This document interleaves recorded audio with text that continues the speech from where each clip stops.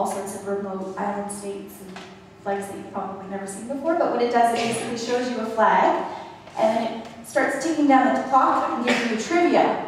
And the more trivia you need to answer the question, the fewer points you get for that particular round. And if you know it right away, then you get the maximum number of points. The tobacco card game is a game where a whole bunch of cards are flipped over, and you have to first match ones where the images relate to one another, and then you're asked to answer some trivia about the global tobacco industry or the health impacts of tobacco, and then you get those cards removed out of play.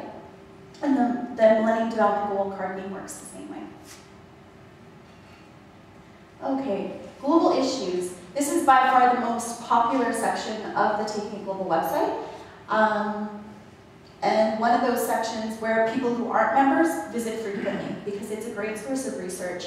We have 9 different categories of global issues, as you can see here. Media, peace and conflict, health, environment, human rights, technology, education, globalization, and culture.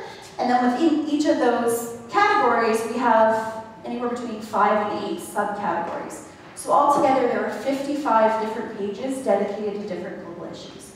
So if you're going to go to human rights, you can specifically go to a page for children's rights or animal rights, and you'll get a little bit of information about the issue, and you'll basically see everything that's on our website in one place related to that issue. So you'll see all of the blogs about children's rights, all of the organizations working in that area, all of the artwork that relates to that, et cetera, et cetera.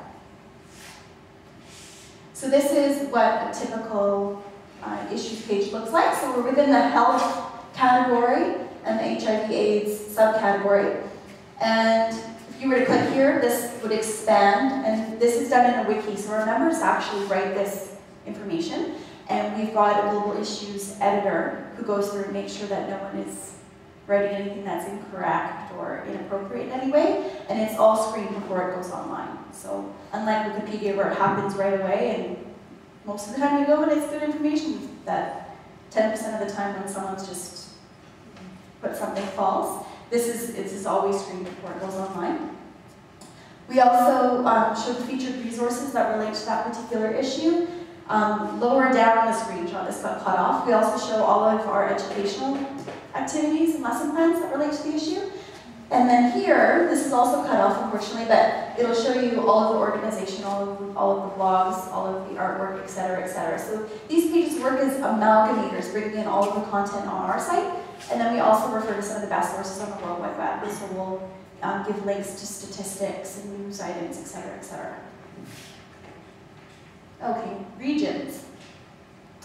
This is developed quite a bit even since I've started Taking Global a year ago. This is a great, you can find people by doing a member search, but you can also find people by going to a region, then going to a country, then going to a province, and we even have pages for cities.